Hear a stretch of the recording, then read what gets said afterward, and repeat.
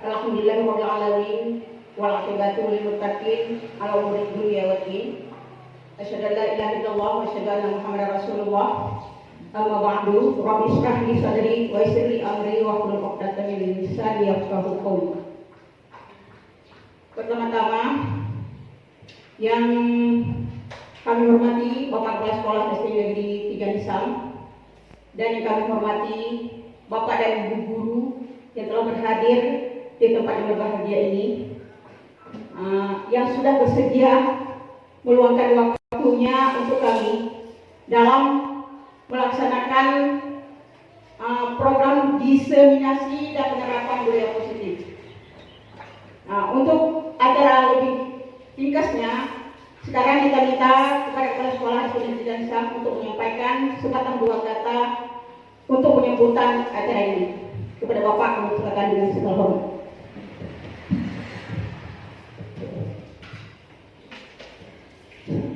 Assalamualaikum warahmatullahi wabarakatuh. Waalaikumsalam warahmatullahi wabarakatuh. Alhamdulillah rabbil alamin, wassalatu wassalamu ala asyrofil anbiya'i wal mursalin wa ala alihi wa ashabihi ajmain. Puji syukur mari sama-sama kita panjatkan kepada Allah Subhanahu wa taala, di mana pada hari ini masih diberi kesempatan, kesehatan, sehingga kita dapat berkumpul pada waktu yang berbahagia ini. Juga selawat dan salam sama-sama kita sanjungkan pangkuan yang Tuhan alam Nabi besar Muhammad sallallahu alaihi wasallam. Juga kepada keluarga sahabat beliau sekalian. Juga yang kami hormati Dewan Guru SD Negeri 3 Nisam, khususnya calon guru penggerak pada SD Negeri 3 Nisam yang berjumlah 3 orang, yaitu Bapak Sulaiman SPD, Ibu Fauzia SPD, juga Ibu Saniati SPD. Pada hari ini ketiga beliau akan mempresentasikan diseminasi dan penerapan budaya positif pada sekolah SD Negeri 3 Nisam.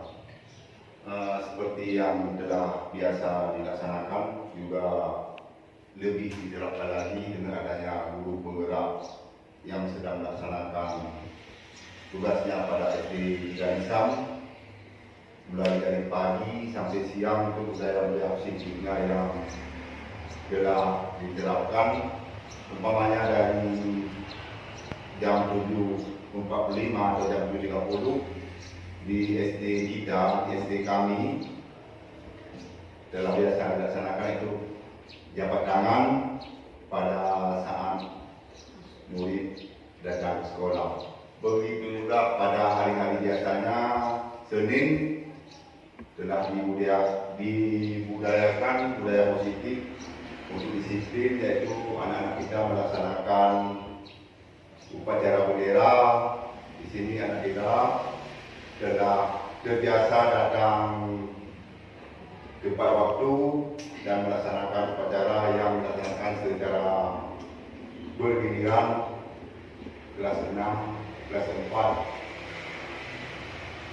kelas 5 dan kelas 3. Kemudian pada hari Selasa juga di tempat kita ada pembacaan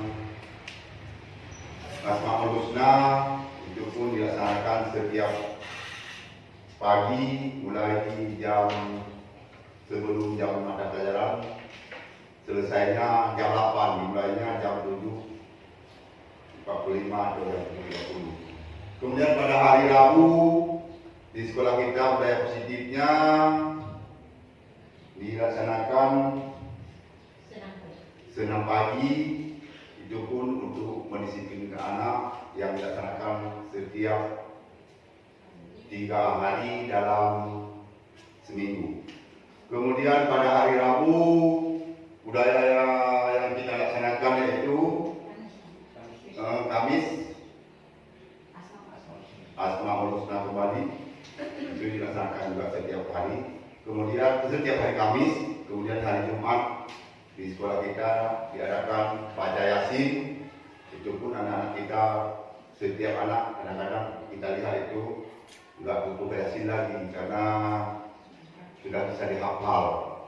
Kemudian pada hari Sabtu itu ada perlombaan pidato, perlombaan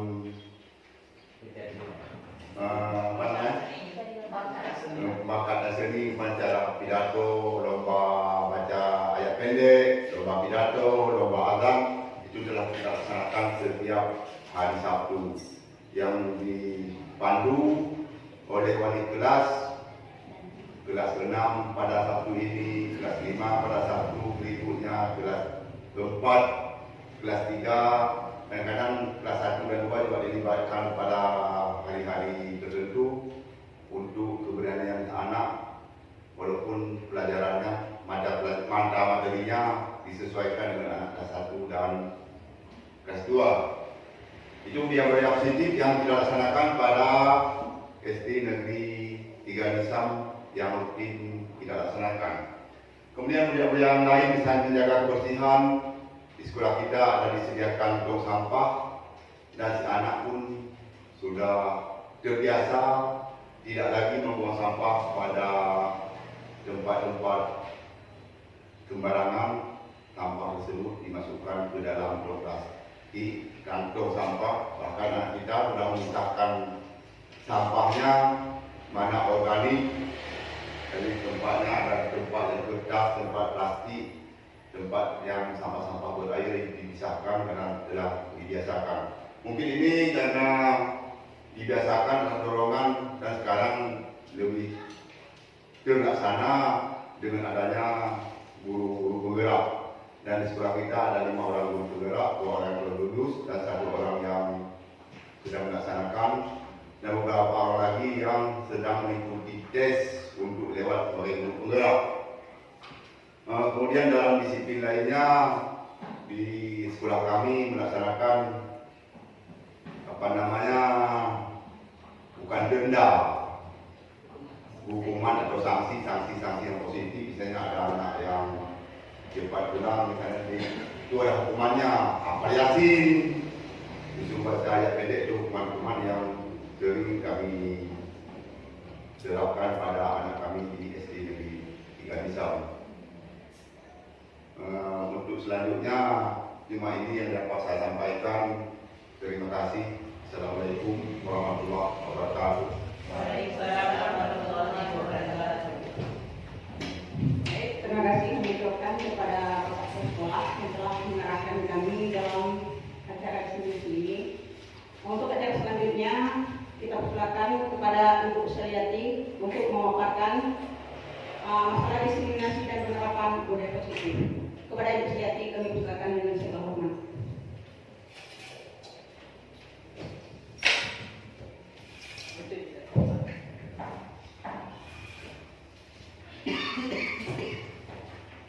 Assalamualaikum warahmatullahi wabarakatuh.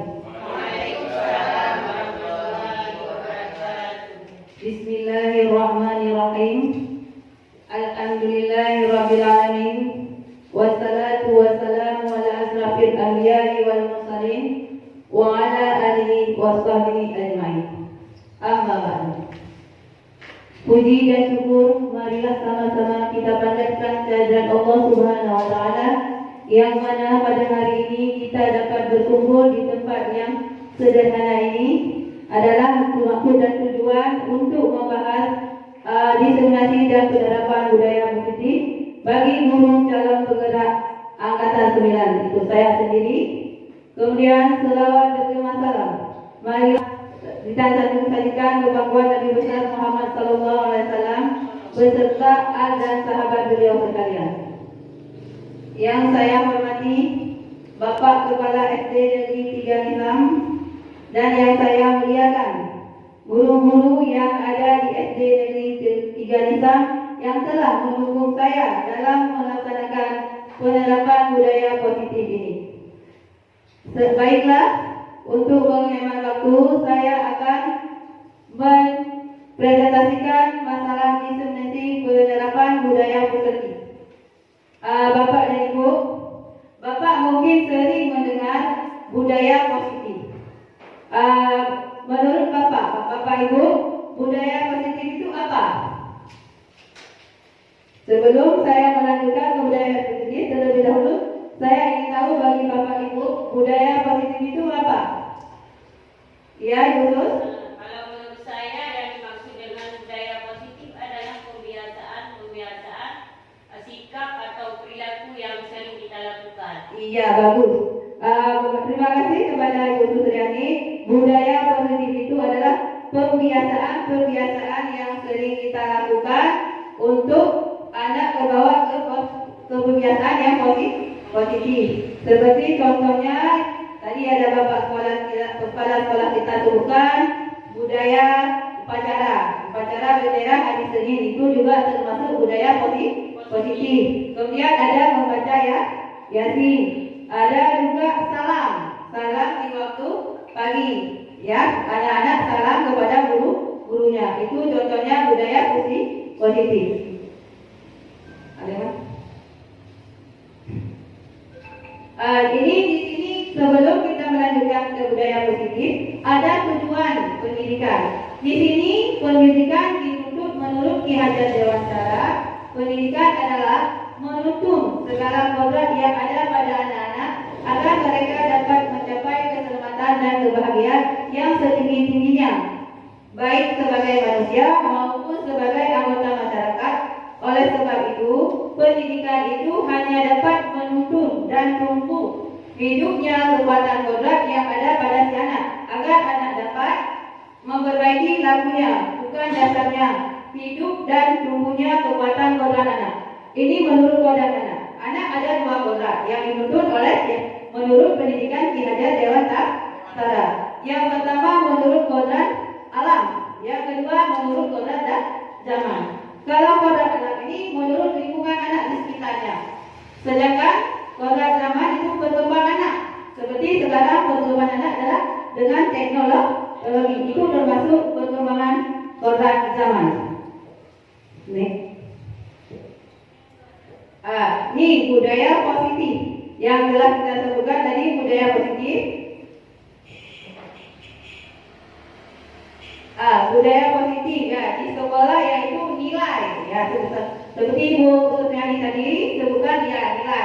Budaya positif di sekolah yaitu nilai dan kebiasaan di sekolah yang berpihak pada murid agar mereka dapat berkembang menjadi pribadi yang kritis, penuh hormat dan bertanggung jawab sesuai dengan profil pelajar Pancasila. Di dalam profil Pancasila ada beberapa ya. Ada termasuk ada yang tahu? Ada. Ya, Bu. Silakan Bu Ismeni. Berkebinekaan global, Ya, bagus. kreatif, mandiri, gotong royong. Iya, tepukkan tangan sekali untuk Bu Ismeni. Ya. Itu menurut ya sesuai dengan profil belajar Pancasila.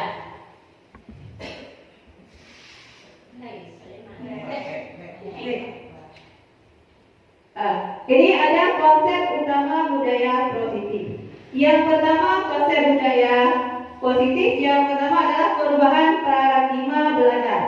Yang kedua disiplin positif. Yang ketiga kebutuhan dasar manusia. Dan keempat motivasi kebutuhan guru. Kelima restitusi posisi kontrol guru. Yang keenam keyakinan kelas. Yang ketujuh segitiga institusi. Yang pertama perubahan paradigma belajar.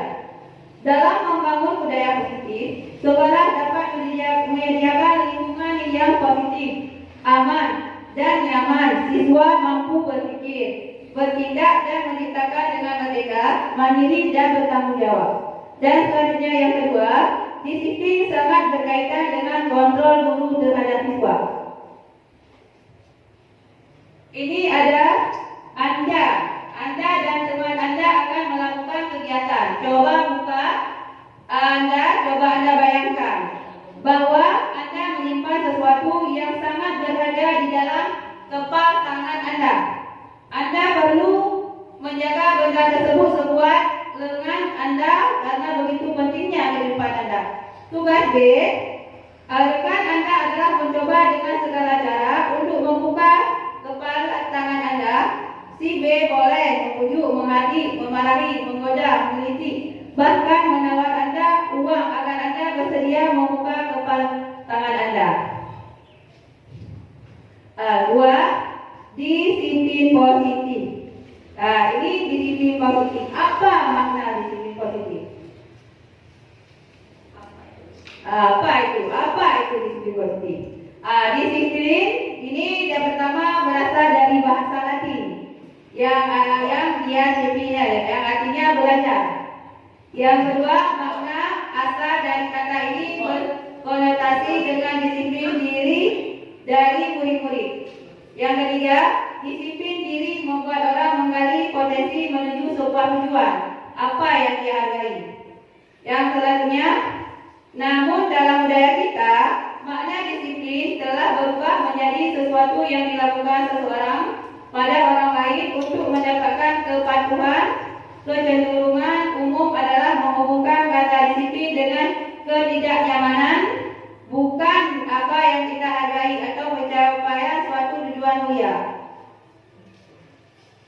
Kemudian disiplin juga adalah kemampuan memerintah diri sendiri dalam mengontrol dan menguasai diri untuk memilih tindakan yang mengacu pada nilai-nilai yang kita hargai dengan penuh tanggung jawab tanpa diperintah oleh orang lain.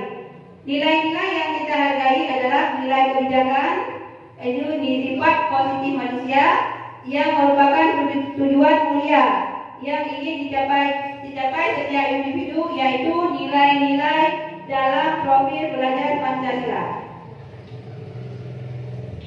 Yang ketiga, kebutuhan dasar manusia.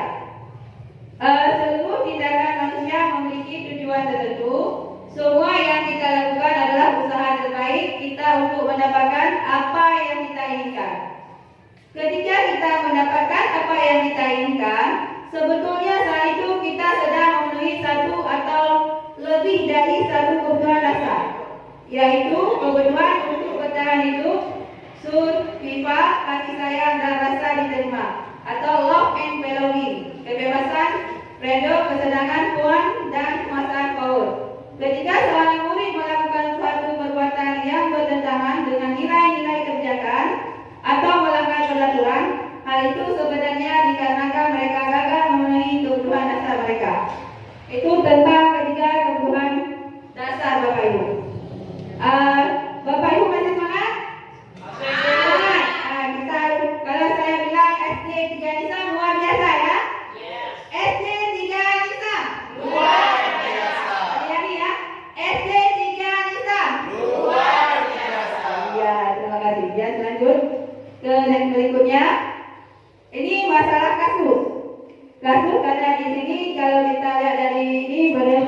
sushi dan ada kasus ya.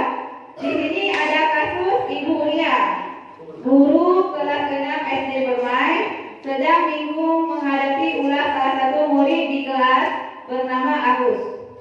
Beberapa anak telah datang dan mengeluh Agus yang seringkali meminta bekal makan siang mereka dengan paksa. Jika Anda menghadapi situasi seperti ini, apa yang Anda lakukan? Apa yang dilakukan? Kita melihat anak ini menghadapi salah satu murid yang nakal, maksudnya bekal merompas bekal makan siang orang lain. Apa yang kita lakukan? Apa yang kita lakukan? Kemudian menurut Anda kira-kira apa alasan Agus melakukan hal itu? Ya, selanjutnya. Ini kita lihat ya nomor 4. Semua perilaku memiliki tujuan. Seperti kasus yang tadi kita sebutkan ya. Ada tujuannya. Ini ada teori motivasi perilaku anak atau perilaku manusia. Yang pertama, untuk menghindari ketidaknyamanan hukuman. Apa yang akan terjadi apabila saya tidak melakukannya? Itu merupakan motivasi eksternal. X berarti dari luar. Yang kedua, ada lagi untuk mendapatkan imbalan dari orang lain atau instruksi apa yang akan saya dapatkan apabila saya melakukannya. Ini juga motivasi dari luar atau eksternal. Yang selanjutnya, untuk menghargai diri sendiri, saya akan menjadi orang yang seperti apabila saya melakukannya. Ini motivasi internal, juga ada tujuan disiplin positif.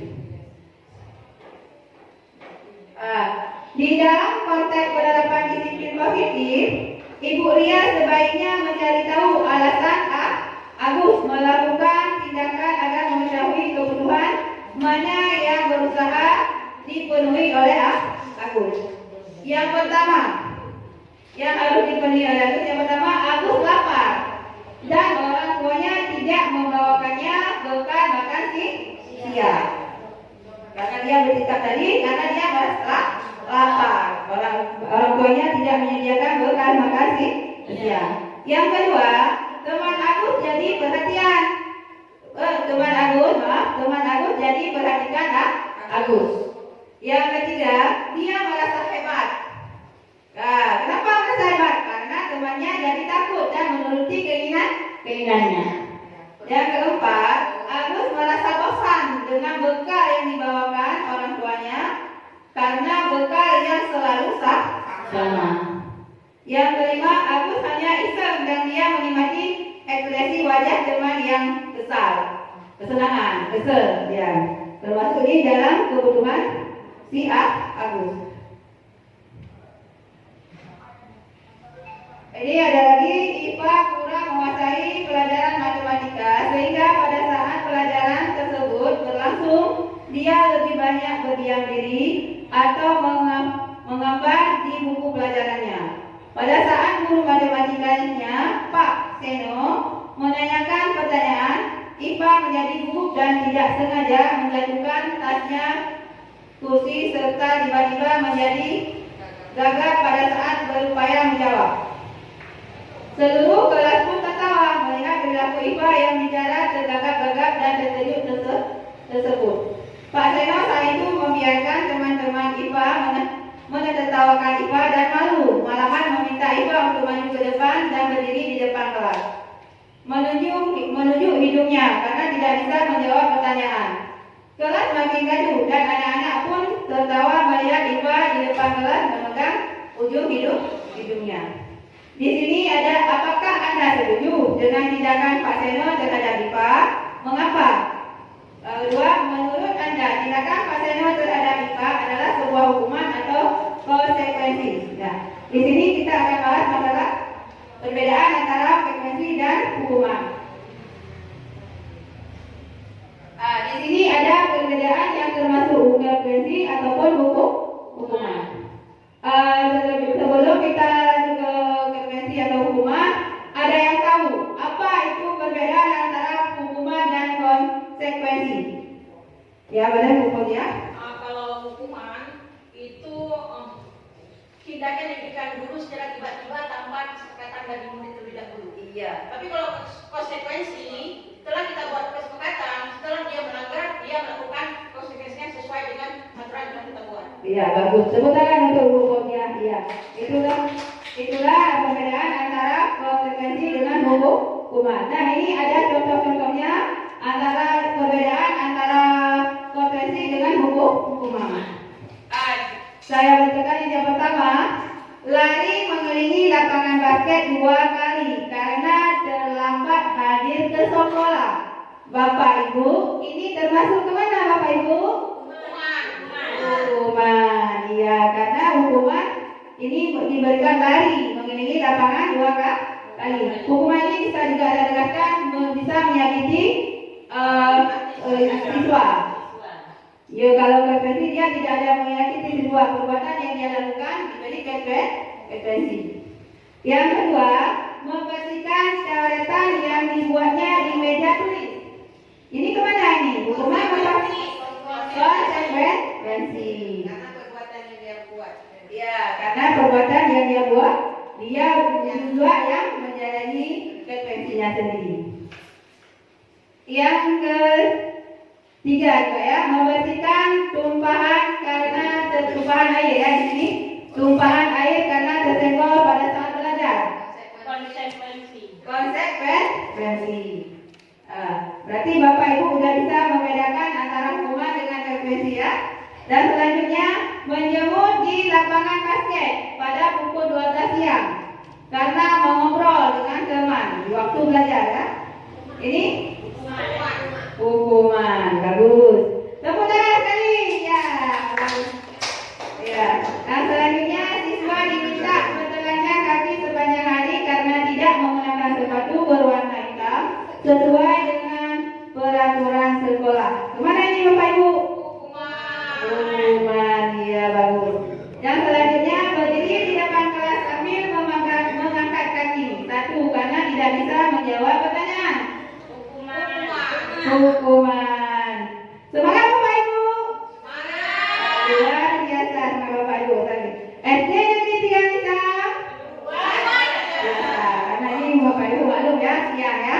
Bapak Ibu seharusnya udah mulai ya pulang ke rumah dan istirahat. Alhamdulillah Bapak Ibu masih semangat. Selanjutnya ini yang kelima restitusi posisi kontrol. Nah di sini tadi sudah dijaga ada restitusi konsepsi ini ada pertama adalah pemukul. Yang kedua yang restitusi yang kedua membuat merasa bersalah. Yang ketiga teman. Yang keempat pemantau dan yang terakhir yang kelima posisi kontrol yang kelima adalah manajer. Bapak Ibu untuk lebih jelas Bapak Ibu bisa menonton video. Jadi masalah resolusi segitiga atau posisi 5 kontrol. Kita lihat Bapak Ibu.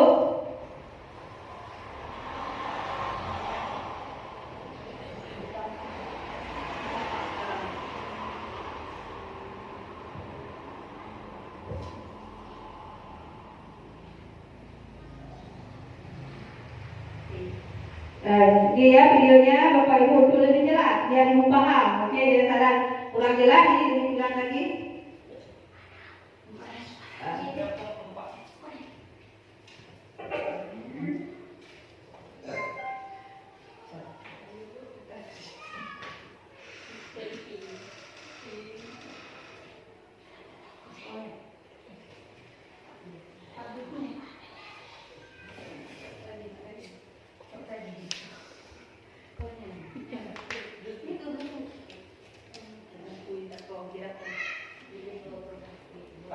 Ada ini mungkin masalah teknis sedikit ya Bapak Ibu.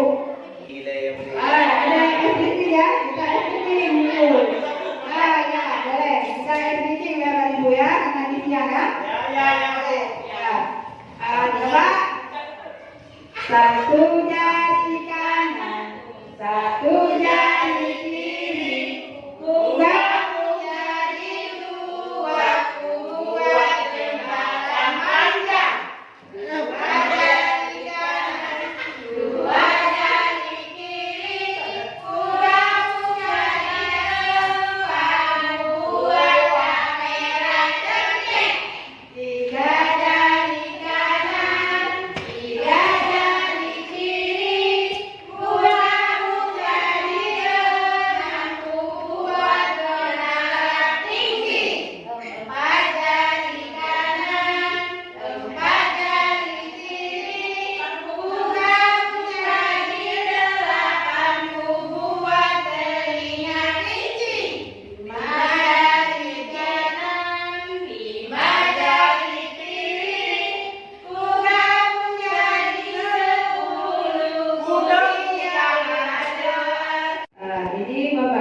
menyaksikan Bapak Ibu video yang saya tampilkan ya. Hebat. Dalam penerapan disiplin positif restitusi, salah satu pelajaran yang dikembangkan adalah 5 posisi kontrol. 5 posisi kontrol dalam restitusi adalah proses perjalanan seorang pendidik agar dapat menangani. Pada video kali ini, kita akan membahas tentang 5 posisi kontrol Yang dikembangkan oleh Dayan Rosso dan contoh penerapannya.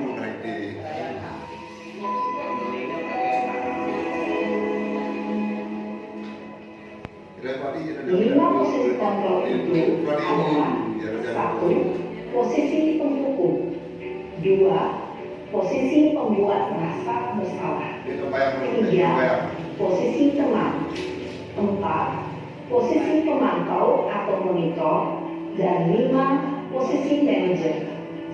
Untuk lebih memahami kelima posisi tersebut, mari kita saksikan kasus Naren yang terlambat hadir 20 menit di sekolah dan melihat bagaimana kelima posisi kontrol dalam menghadapi masalah tersebut.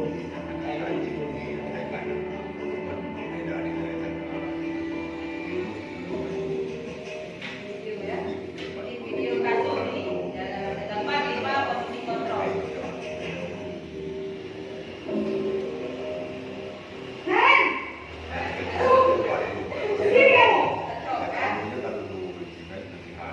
Selamat pagi Bu. Selalu terlambat. Kamu deh, pasti terlambat.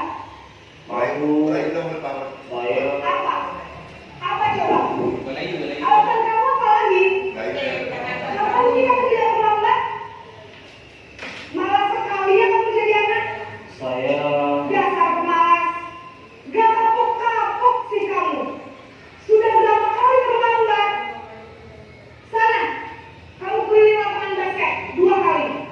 kenapa saya harus ke lapangan basket Bu? Kenapa? Kamu malah ibu. Mana?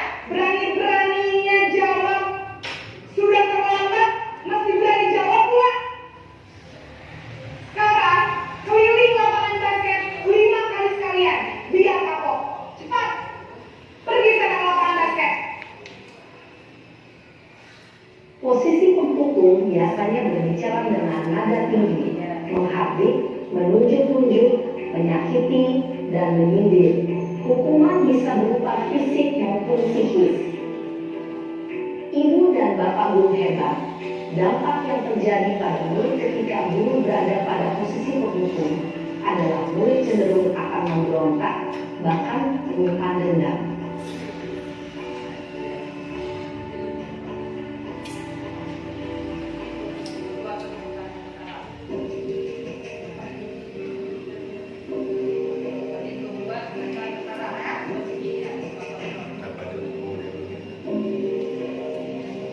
Naren,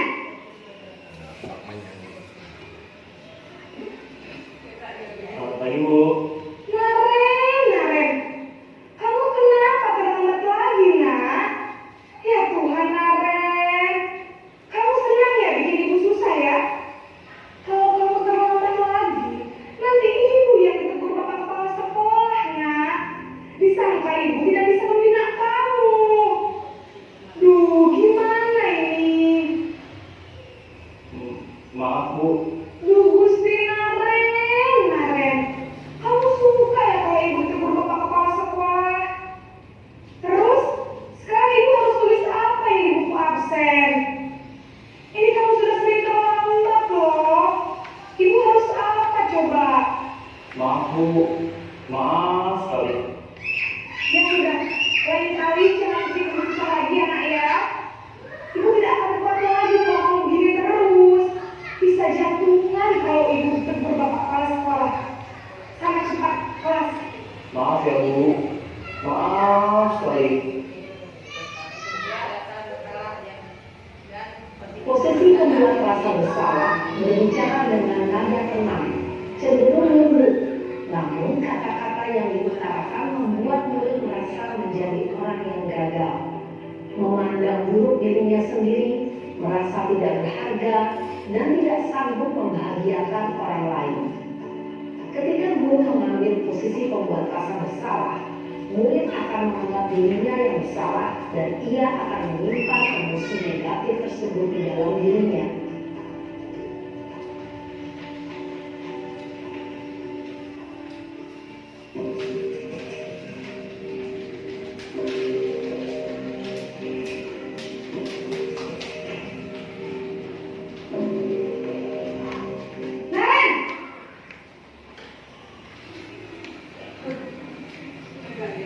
Selamat pagi Bu. Wah, sudah jam berapa ini nak? Terlambat lagi ya sayang. Iya Bu, habis ibu saya lupa membangunkan saya Bu. Kamu malah menyalahkan ibu kamu. Kamu bukannya anak yang larinya paling kencang. Kok terlambat sih? Iya Bu, saya memang terlambat bangun tadi. Jadi biarpun saya lagi kencang, tetap nggak kesenja Bu. Ya sudah sana. Nanti lain kali larinya lebih kencang lagi ya. Biar gak terlambat lagi. Bikin senang ibu demi ibu. Bisa kan? Bisa lah Bu.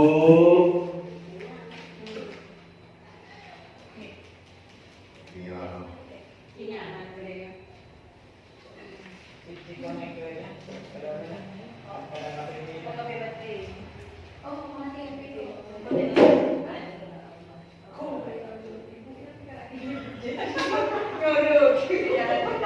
Ya yang pun sawahnya yang pun.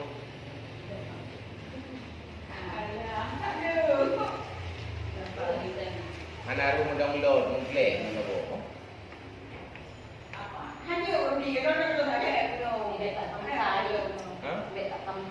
Mau nak download langsung tak ubah laptop, bah diri itu dengan update langsung. Nah, pengaruh. Ada pakai. Anakku yang anak hari itu yang pakai printer Coba yang berangkat gua. mana kita takoh dan tu. Ya sudah sana masuk kelas. Ibu beresin urusan absen kamu. Kamu ini ada-ada saja. Dalam posisi teman, buat murid merasa menjadi orang yang gagal, memandang buruk dirinya sendiri, merasa tidak berharga, dan tidak sanggup membahagiakan orang lain.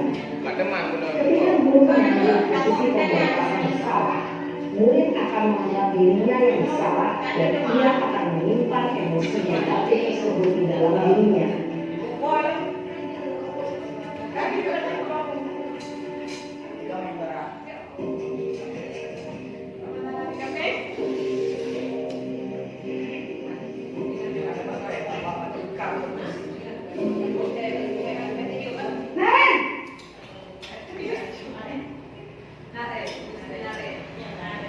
Selamat pagi Bu. Wah, sudah jam berapa ini nak? Terlambat lagi ya sayang. Iya Bu, habis ibu saya lupa membangunkan saya Bu. Kamu malah menyalahkan ibu kamu. Kamu bukannya anak yang larinya paling kencang. Kok terlambat sih? Iya Bu, saya memang terlambat bangun tadi. Jadi biarpun saya lagi kencang, tetap nggak kesenja Bu. Ya sudah sana. Nanti lain kali larinya lebih kencang lagi ya. Biar gak terlambat lagi. Bikin senang ibu demi ibu. Bisa kan? Bisa lah Bu. Ya sudah sana masuk kelas. Ibu beresin urusan absen kamu. Kamu ini ada-ada saja.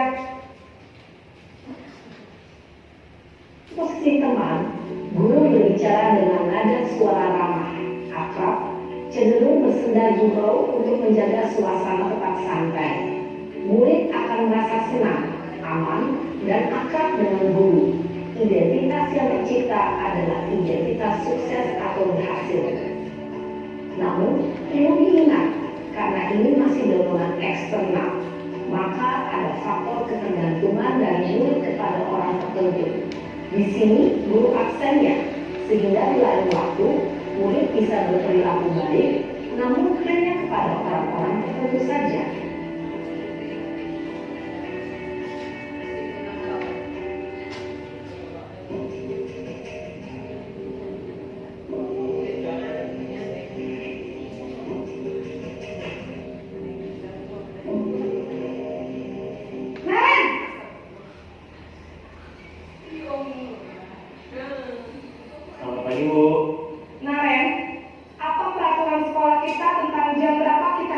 sekolah, nak? Kita harus di sekolah jam 7, Bu. Iya, betul. Sekarang sudah jam 7.20. Naren sudah tahu konsekuensinya jika terlambat hadir. Paham, Bu. Saya harus tinggal kelas pas jam istirahat selama 20 menit. Iya, benar. Konsekuensinya demikian. Jadi nanti jam 9.30 pas istirahat, kamu harus tinggal di kelas, kerjakan tugas tambahan untuk ketertinggalan kamu, ya? Baik, Bu. Posisi pemantau mengandalkan penghitungan atau data untuk mengontrol murid. Guru mengarahkan murid berdasarkan peraturan dan konsekuensi. Seorang pemantau menunjukkan bahasa tubuh dan ekspresi wajah yang datar dan cenderung formal.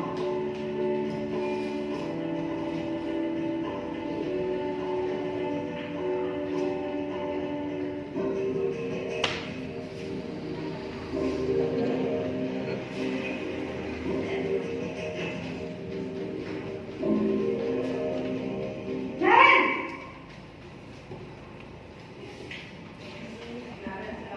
Selamat pagi, Bu. Selamat pagi, Naren. Maaf, Bu. Saya terlambat. Iya, sekolah masuknya jam 7, sekarang sudah jam 7.20. Jadi sekarang bagaimana ini, Naren? Maaf, Bu. Saya lupa setel alarm saya semalam. Baiklah, menurut kamu, keyakinan sekolah yang mana yang harus kamu tingkatkan? Menghargai diri sendiri dan orang lain mungkin ya, Bu. Setuju. Jadi, apakah Naren meyakini prinsip saling menghormati tersebut? Iya, Bu. Saya meyakininya. Apakah Naren bersedia memperbaiki masalah keterlambatan ini? Bersedia, Bu. Bagaimana kamu akan memperbaiki masalah keterlambatan ini? Saya akan coba untuk tidak lupa menyetel alarm saya, Bu. Baik, kalau Naren lupa menyetel alarm di rumah, ada orang yang kira-kira bisa bantu mengingatkan tidak? Ada, Bu. Kakak saya, Kak Emma. Ada lagi selain Kak Emma? Selain Kak Emma, ada ibu saya. Baik, jadi yang mengingatkan Naren adalah Kak Emma dan ibu kamu, ya?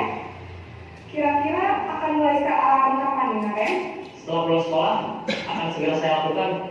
Baik, jadi Naren akan setel alarm untuk bangun besok pagi dan akan diingatkan oleh kakak dan ibunda Naren, ya? Ada lagi yang mungkin perlu dilakukan, Naren? Agar tidak terlambat bangun lagi. Tidak ada, Bu. Baik, Naren. Terima kasih untuk kerjasama kamu. Sekarang kamu perlu kembali ke kelas untuk belajar. Baik, Bu. Terima kasih. Posisi manajer adalah posisi kontrol yang disarankan untuk membimbing murid memiliki sikap disiplin yang positif, yaitu murid yang mandiri, bertanggung jawab, dan dapat memecahkan masalah. Tujuan dari posisi ini adalah agar murid dapat berefleksi atas tindakannya. Guru akan dengan tulus memberikan pertanyaan-pertanyaan bermakna, sehingga membuat murid dapat belajar dari kesalahannya dan mencari sebuah solusi untuk menyelesaikannya. Ibu dan bapak guru hebat, setelah mengamati adegan kelima posisi kontrol tadi, kira-kira posisi mana yang paling ideal? Posisi mana yang dapat menunjang motivasi intrinsik murid? Ya, tentu posisi manajer. Posisi ini memang posisi ideal yang ingin dituju setiap pendidik. Pada posisi inilah, guru dapat menerapkan disiplin positif yang berpihak pada murid, yang memerdekakan murid. Perjalanan seorang pendidik tentunya tidak mudah untuk sampai pada posisi seorang manajer. Namun, tujuan kita pasti, yaitu menciptakan murid-murid yang mandiri, merdeka, dan bertanggung jawab. Semoga penggambaran 5 posisi kontrol yang telah diperlihatkan ini dapat menjadi ajang refleksi bagi kita semua, agar dapat terus mengasah dan menerapkan disiplin positif yang memerdekakan murid. Mari terus berlatih dan bersemangat. Selamat menerapkan. Salam dan bahagia, Ibu dan Bapak Guru hebat.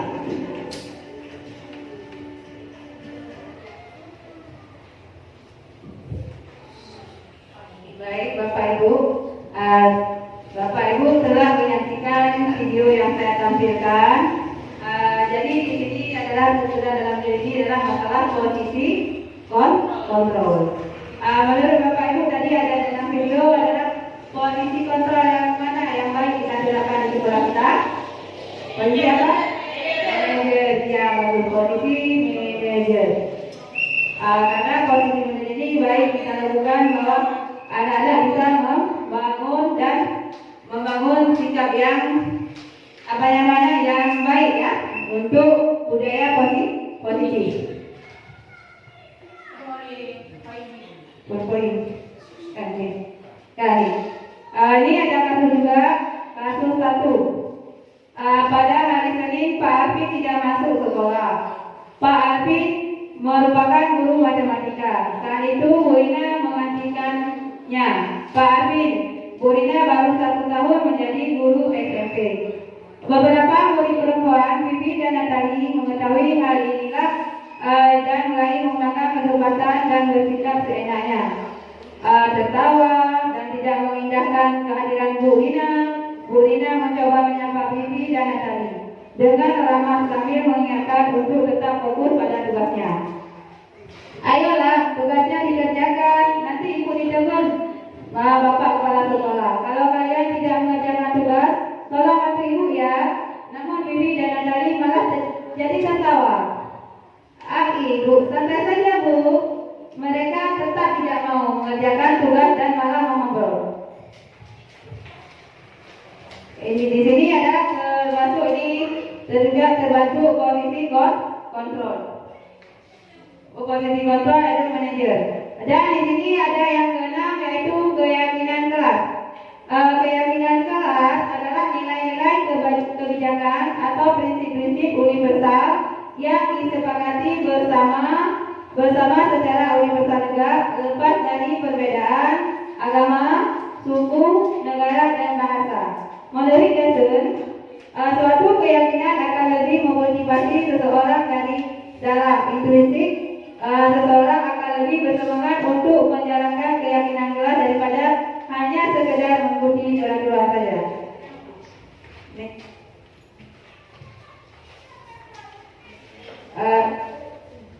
Ini yang termasuk segitiga restitusi yaitu langkah-langkahnya. Pertama ada langkah-langkahnya. Di video tadi ada langkah-langkah restitusi yang terdapat. Yang pertama menstabilkan identitas.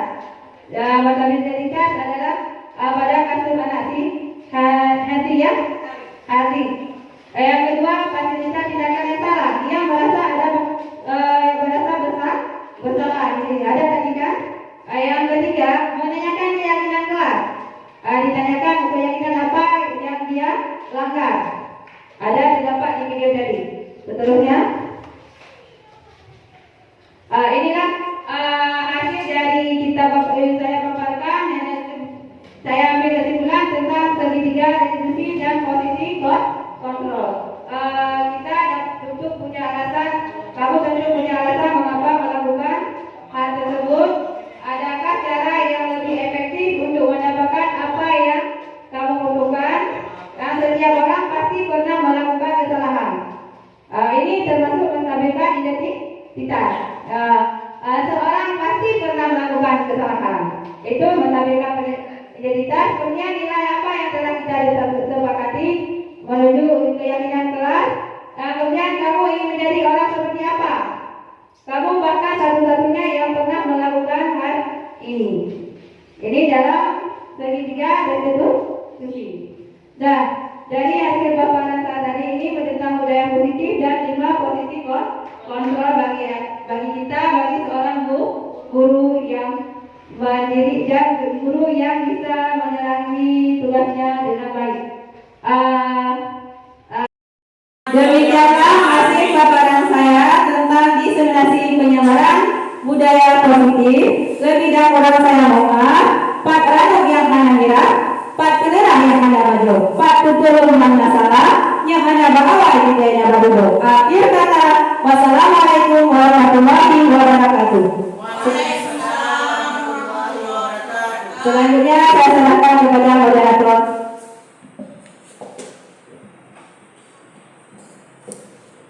Terima kasih kepada Ibu Suryati yang telah memaparkan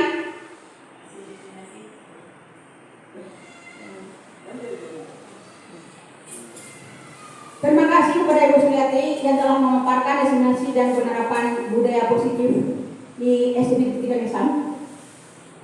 Dengan ada paparan dari beliau, sehingga kita sudah bisa membedakan kelima posisi kontrol guru, bagaimana cara menerapkan segitiga restitusi, dan tindakan-tindakan yang bagaimana yang harus kita lakukan dalam menghadapi siswa-siswa kita saat menghadapi masalah. Posisi di sini yang lebih tepatnya kita sebagai guru adalah bersikap sebagai manajer. Baik, dengan berakhirnya paparan dari Ibu Suliati tadi, berarti pula acara kita pada hari ini. Untuk mengambil hikmahnya sebelum kita tutup acara, mari sama-sama kita berdoa dan mengucapkan Ummul Fatihah, membacakan Fatihah di dalam hati masing-masing. Berdoa dimulai.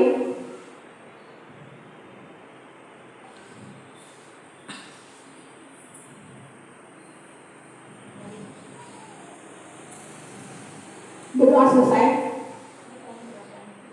Dengan berakhirnya doa, berarti pula acara pada hari ini.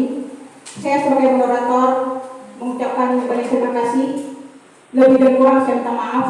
Saya akhiri, wabillahi taufiq wal hidayah. Wassalamualaikum warahmatullahi wabarakatuh.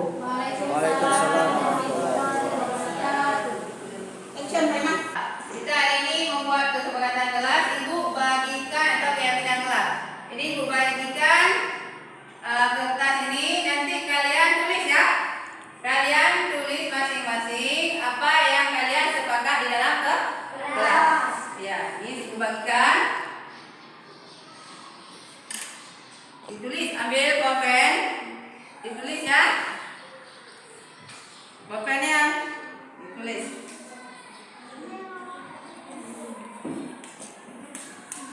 Ditulis semua, ditulis. Ini satu orang ada ya. Tulis lagi.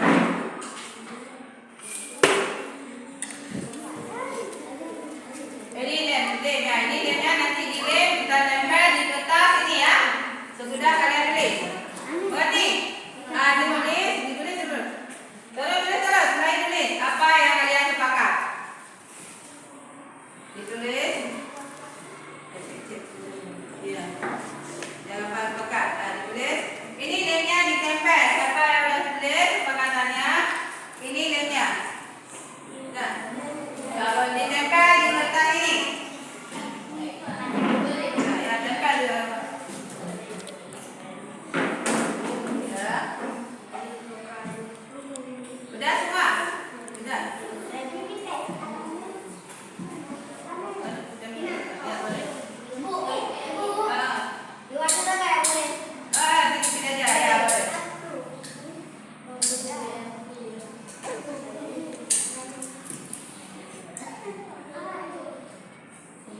Ya, bagus. Sudah dapat semuanya ya.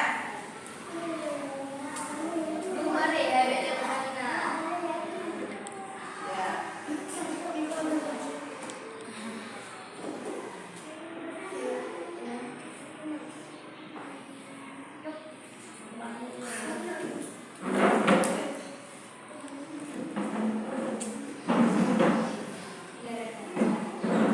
Sudah habis? Belum? Sudah ada yang belum ya? Belum bilang?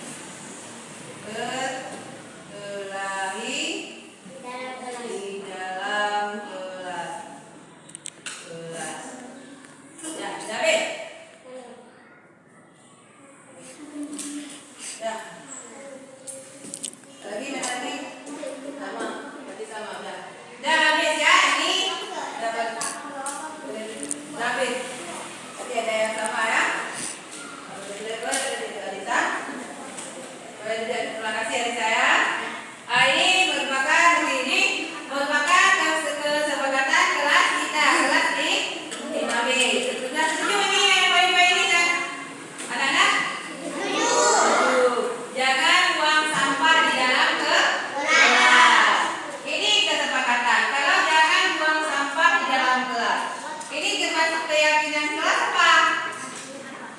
Kebersihan. Menjaga kebersihan. Tidak makan di dalam kelas waktu belajar. Saling menghargai. Keyakinan kelas saling menghargai. Jangan keluar tanpa izin guru. Keyakinan kelas apa? Saling juga menghargai. Tidak bermain di waktu belajar. Kemana yang masuk keyakinan kelas? Tidak bermain. Saling menghargai. Menjaga kebersihan kelas. Menjaga kebersihan. Sebelum belajar harus berdoa. Keyakinan kelas apa? Disiplin. Jangan lari-lari di dalam kelas. Keyakinan kelas kita apa? Saling menghargai.